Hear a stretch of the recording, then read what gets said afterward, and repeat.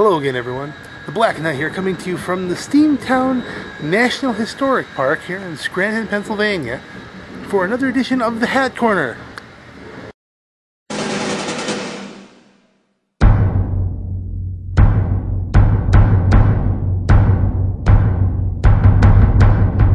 Taking the Hat Corner out of the corner once again.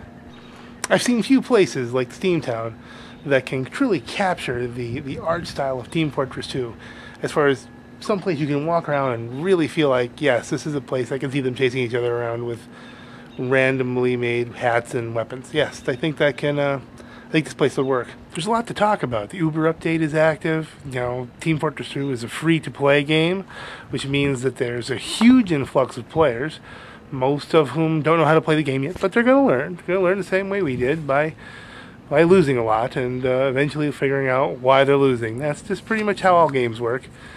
And you can't keep a game fresh unless you have a constant influx of players. I've played games to where you're down to just the last few remnants of people who are still interested in them, and you don't have an influx of new people, and it gets hard to maintain the servers. So this is an excellent thing, I think. I think what's happened here is Valve has ensured that the game is going to be viable for the next 4 or 5 years easily, and they appear to be interested in continuing to provide content.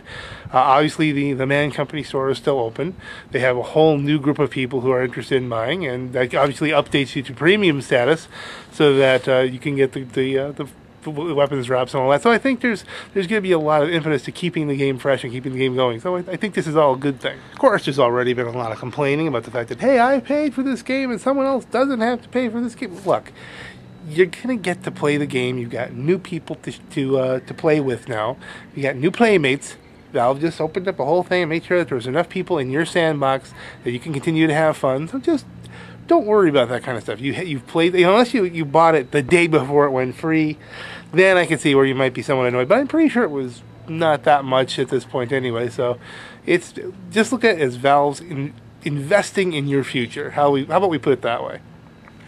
It's only been out a few days, and already one of the weapons has been nerfed. The Tomislav, that's the Thompson machine gun inspired minigun, which is a funny looking thing. If anything, it's like looks like half Thompson, half. Still got the tub from Natasha on it, or Sasha, one of the two. I'm not sure which tub it is, but it's got one tub just for all the bullets and a regular kind of Tommy gun looking sort of extension on it. They've already made it so that it has a longer spin up, even though the gun doesn't spin, which I don't quite get. I guess you could say they adjusted the trigger action on it, but it's they're couching it in terms of spin up still. So it's got a 40% faster spin up than a regular minigun, and like that's really gonna matter. Either way, it's a lower DPS gun with a faster trigger in case you get caught. Basically, the only thing that really helps you is if you're going to get caught unawares, you can respond more quickly.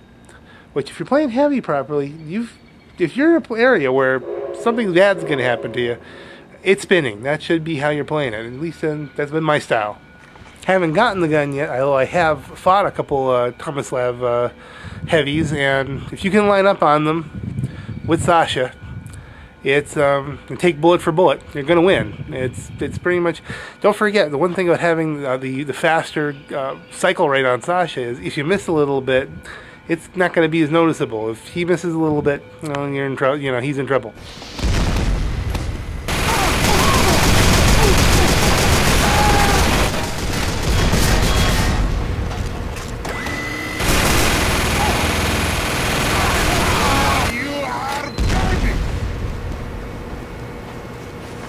Still a very close thing, though. It's going to be whoever has the better aim is going to win, no matter what goes on. I was able to get, in just the form of regular weapons drops as I was playing over the last couple of days, I was able to get the entire soldier set, the airborne collection, with the faster rocket launcher and the shotgun, and the new shovel, which crits with you rocket jump, but I'm not really much of a rocket jumper, so I haven't really seen if that's a fantastically effective weapon yet anyway. Although I will say that the rocket, I would not call was it the Liberty launcher, I wouldn't call it overpowered. I would say it's nicely powered, and it's an extremely fun weapon to play with. Again, it's somewhere between the direct hit and the regular rocket launcher. There have been times when I've been really wishing for a fourth rocket, I gotta admit. Because again, I'm not really much of a soldier player either, but I would say that it's right where it needs to be. It's got its applications. It's a good medium range weapon. If you've got to go long range, you're going to want the direct hit, I think, and aim a little more carefully. For close-up battles, you want the regular rocket launcher. That's my own opinion. Just saying. I do like the new shotgun a little bit. It's a nice quick release on it. Again, sometimes I'm wishing for more ammunition, but I haven't had too much chance to crit people out of the sky yet either. So we'll have to see if as things go along, whether I'll become more and more impressed with that. But it does sound great. The one nice thing about the new shotgun for the soldier is it does sound fantastic. It's a nice low boom, boom. It looks really cool. And of course, I really need to say, Meet the Medic is awesome. You have to go watch it. Really awesome video. And it was worth waiting the 2 years that it took for it to come out. I only hope that Meet the Pyro matches it. Now, so far, the summer stuff that's come out, I mean, the new coolers with the special keys, they're doing the same thing they did at Christmas time. I have to wait and see where I come down on that one. I did get one cooler. I did buy one key.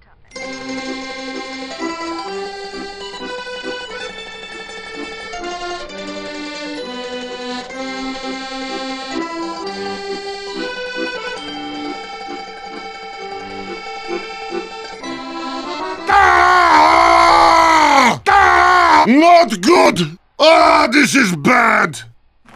I opened it up and I got the stupid welded jaw thing for the heavy, which I'm not getting that. I don't know how that's a summer item. Really not some sort of summer horror movie thing. Are they doing a Jaws shark reference? I'm probably only going to use that around Halloween. I really don't see it working now. It's an odd item. I got to say that much. And as for the Scout summer items with the summer hat and the flip flops and the towel, that's really the only thing that even causes me any kind of interest in it, because I'm a huge Douglas Adams fan, and if you're at all a fan of the Hitchhiker's Guide to the Galaxy series of books, you will recognize that with the towel pack there, they're calling it Lucky Number 42. They're doing a direct towel Hitchhiker's Guide reference. So now, something that I probably wouldn't pay any attention to, because it's a towel with a little umbrella, and then you get your flip-flops and your hat. It's an odd look to the whole thing. It really is. Have you ever tried to run in flip-flops? How is that going to work? I mean, unless there's jiggle bones on the flip-flops, I mean, that could be hilarious then. If his flip-flops are going all over the place when he's running, now that's something that you could almost use that as a weapon, because that would distract people so much.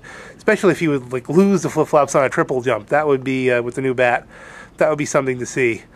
But other than that, it's a very odd look for, and you consider there aren't really any beach scenes. There's no beach maps that I'm aware of. It'd be interesting to do that on Cold Front, or one of the winter maps would be an interesting thing. Run around in flip-flops.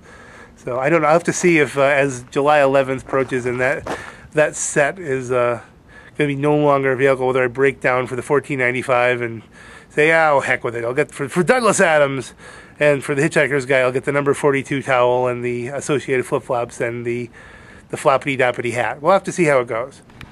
Actually, if you're going to have some enhancements from wearing the entire set, that would be the one to do it with. You could have perhaps like a 50% walk speed reduction because of the flip-flops, but then because you're wearing the Lucky 42 towel, maybe there would be no critical hits. You know, something along those lines.